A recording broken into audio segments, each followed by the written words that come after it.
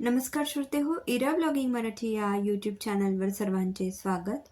आजच्या व्हिडिओमध्ये आपण ऐकणार आहोत खेळ मांडला या कथेचा भाग 9.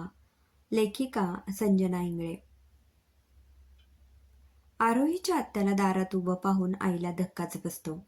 एक क्षण वाटलं की कदाचित आत्या आरोहीला घेऊन आल्या असतील, पण आरोही कुठे दिसत नव्हती. काय वहिनी, कशा आहात? मी मजेत, या ना आत. बरं, आरोही कुठे? फार आठवण येते तिची. हे ऐकून आईला जबरदस्त धक्का बसतो. आरोही आणि तिच्या बाबांनी सांगितलं की आरोही आत्याला बरं नाही म्हणून तिच्या गावी गेली म्हणून. पण इथे तर आरोही, अच्छा, ऑफिसमध्ये गेली आहे का? ठीक आहे, मी हातपाय धुवून येते. मस्त चहा टाक मला. आईला लक्षात येतं की एकतर आरोही खोटं बोलते, नाहीतर तिचे बाबा. प्रकरण काहीतरी वेगळं आहे. पण आत्यासमोर काही तमाशा नको म्हणून आईने मौन बाळगलं. वडिलांना तर दरदरून घाम फुटला होता. बहीण अशी अचानक न कळवता येईल याची त्यांना कल्पनाच नव्हती. आत्या खोलीत गेली तेव्हा इकडे आईने आरोहीच्या वडिलांना जाब विचारला. काय हो, काय प्रकार आहे हा? मी सगळं सांगतो, आधी शांत हो. अच्छा, म्हणजे बाप लेकीचं आधीच काहीतरी ठरलं होतं तर मला फसवत होते काय तुम्ही? म्हणून म्हणून आरोहीने बॅगेत भारीतले कपडे भरले. नंतर मला फोन करून माझ्यावर चिडली. कुठे गेलीये ती? सांगा मला, पटकन सांगा. शांत हो, नीट ऐक. आरोही तिच्या बिझनेस टूरवर गेली आहे. तू परवानगी देणार नाही म्हणून आम्ही हा प्लॅन केलेला. टूरवर? कोणासोबत?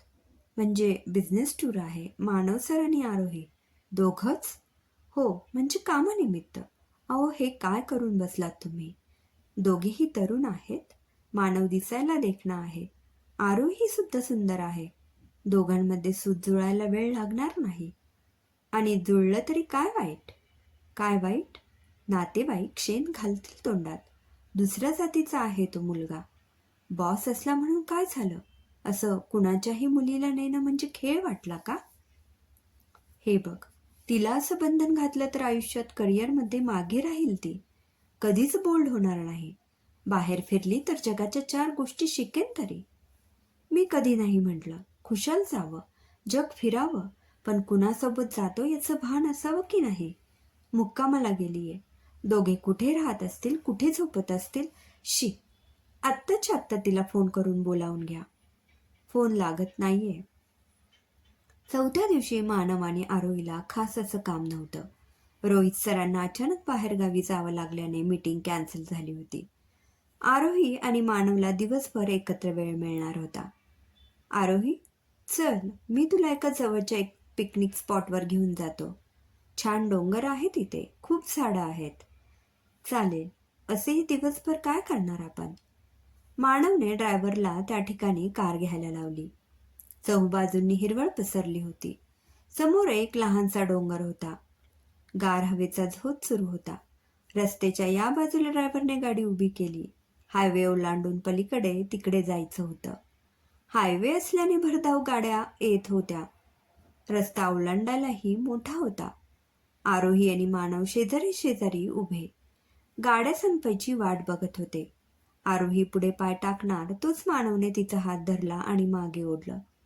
त्याची नजर गाड्यांकडे होती, पण ज्या हक्काने त्याने आरोहीचा हात पकडला होता, ज्या स्पर्शाने आरोहीचं तन मन अगदी सुखावून गेलं, तो स्पर्श आरोहीला सोडू वाटला नाही. एक विशेष ऊब त्या स्पर्शात होती. आयुष्यभर सोबत देण्याचा स्पर्श, आयुष्याच्या साथीदाराचा असावा असा स्पर्श. रस्ता ओलांडायचे ते 10 सेकंद, त्या 10 सेकंदात आरोहीला त्या स्पर्शाने वेगळ्याच एका दुनियेत नेऊन ठेवलं. रस्ता ओलांडल्यानंतरही आरोहीचा हात अजूनही मानवच्या हातात होता. मानवच्या लक्षात येताच त्याने हात सोडला. दोघेही लाजले आणि पुढे चालू लागले. कसं आहे हे ठिकाण? एकदम छान, अगदी रोमॅन्टिक. ओ, खरंच ना, इतका छान गार वारा वाहतोय. इतका छान निसर्ग आहे. एखाद्याला प्रपोज करण्यासाठी उत्तम जागा आहे. हो का?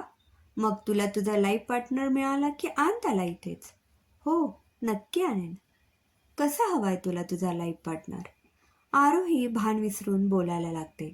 आता मनातलं सांगून टाकावं. जगाची फिकीर नको, समाजाची चिंता नको. बोलून टाकावं मनातलं, सांगून टाकावं सगळं. तुमच्यासारखा. सॉरी. म्हणजे एक छानसा व्हाईट शर्ट, ब्लॅक जीन्समध्ये माझ्या घरी येऊन माझ्या आईशी छानपैकी बोलणारा, बोलण्याने समोरच्याचं मन जिंकणारा, कर्तृत्ववान देखणा. म्हणजे मीच की. मिस आरोही असं एकट्या मुलाला बघून फ्लर्ट करताय तुम्ही? काहीही समजा.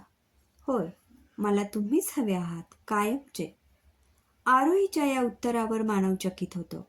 आरोही त्याला आवडत असतेच, पण तीच आधी प्रपोज करेल याची त्याला कल्पना नव्हती. आरोही, आर यू सिरियस? होय सर. तुम्ही सेल्समन बनून माझ्या घरी आलेला तेव्हाच तुम्हाला मी माझं हृदय बहाल केलेलं. नशिबाने पुन्हा आपली भेट घडवावी हेच वाटायचं. आणि तसंच झालं. आपण पुन्हा भेटलो. आता तुम्ही रस्ता ओलांडताना जो स्पर्श केला त्या स्पर्शात मला माझं जग सापडलं. होय, तुम्हीच आहात ते. मानव सुखावतो. त्यालाही आरोहीचं प्रेम हवंच असतं. दोघेही कितीतरी वेळ एकमेकांच्या डोळ्यात हरवून जातात. मानव पुन्हा एकदा आरोहीचा हात हातात घेतो, गुडघ्यांवर बसतो आणि तिला विचारतो, विल यू मॅरी मी? आरोही क्षणाचेही विलंब न करता त्याला होकार देते आणि दोघेही एकमेकांच्या मिठीत सामावून जातात.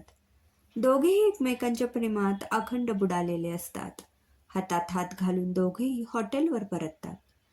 खोलीत आल्यानंतर आरोही एकटी विचार करत बसते. तिने प्रेमाची कबुली दिली आणि मानवनेही होकार दिला होता.